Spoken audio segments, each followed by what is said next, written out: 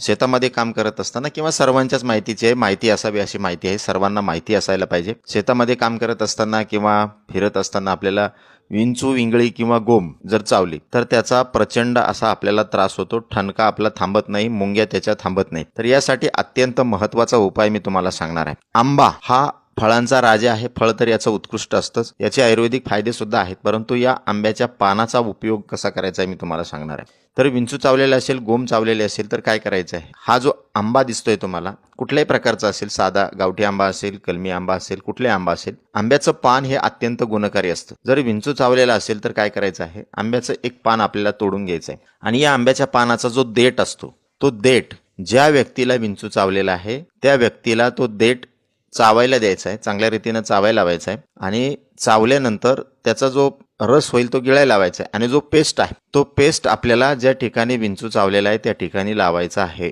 म्हणजे आंब्याच्या पानाचा देठाचा रस गिळायचा आहे आणि जो चोथा राहील तो चोथा ज्या ठिकाणी विंचू चावलेला आहे, गोम चावलेली आहे किंवा इंगळी चावलेली आहे त्या ठिकाणी आपल्याला लावायचा आहे. अगदी 2 मिनिटांमध्ये तुमच्या विंचवाचा ठणका पूर्णपणे थांबून जाईल. अत्यंत उपयुक्त माहिती आहे. आता जर समजा तुम्हाला आंब्याचं पान उपलब्ध नाही झालं तर आपल्या घरामध्ये काडी पेटी असते, माचीस बॉक्स असतो. माचीस बॉक्सच्या काडीचा जो गूल असतो त्याच्यामध्ये रेड फॉस्फरस असतो बघा. हा काय करायचा आहे, ज्या ठिकाणी विंचू चावलेला आहे त्या ठिकाणी 1-2 काडीचा जो गूल आहे वरचा तो काढून घ्यायचा आहे, पाण्यामध्ये मिक्स करायचा आणि ज्या ठिकाणी विंचू चावलेला आहे त्या ठिकाणी लावायचा आहे. याने सुद्धा तुमचा विंचवाचा ठणका अगदी 1 मिनिटामध्ये पूर्णपणे बंद होतो. इंगळी असेल, गोम असेल त्यासाठी हे उपयुक्त आहे. त्याचबरोबर अजून एक उपाय मी तुम्हाला सांगतो. आपल्या सर्वांच्या घरामध्ये तुरटी नक्कीच असते. तर ज्या ठिकाणी विंचू चावलेला आहे, गोम चावलेली आहे किंवा इंगळी चावलेली आहे त्या ठिकाणी काय करायचंय, तुरटी थोडीशी गरम करून घ्यायची आणि त्या ठिकाणी लावायचे.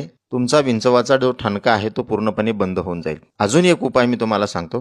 गुलमोहराचं जे झाड असतं त्या गुलमोहराच्या झाडाला शेंगा येतात. गुलमोहराला खूप सुंदर अशी फुलं येतात, पाहिले असतील तुम्ही. त्याला शेंग असते, त्या शेंगामध्ये बी निघतं. हे बी काय करायचं आहे, जसं आपण चिंचुका लावतो, चिंचुक्यापेक्षा हे अत्यंत इफेक्टिव्ह आहे. तर हे बी काय करायचं, दगडावर थोडंसं घासून घ्यायचं आणि ज्या ठिकाणी विंचवानी चावलेलं आहे, गोम चावलेली आहे किंवा इंगळी चावलेली आहे त्या ठिकाणी घासून लावायचं आहे.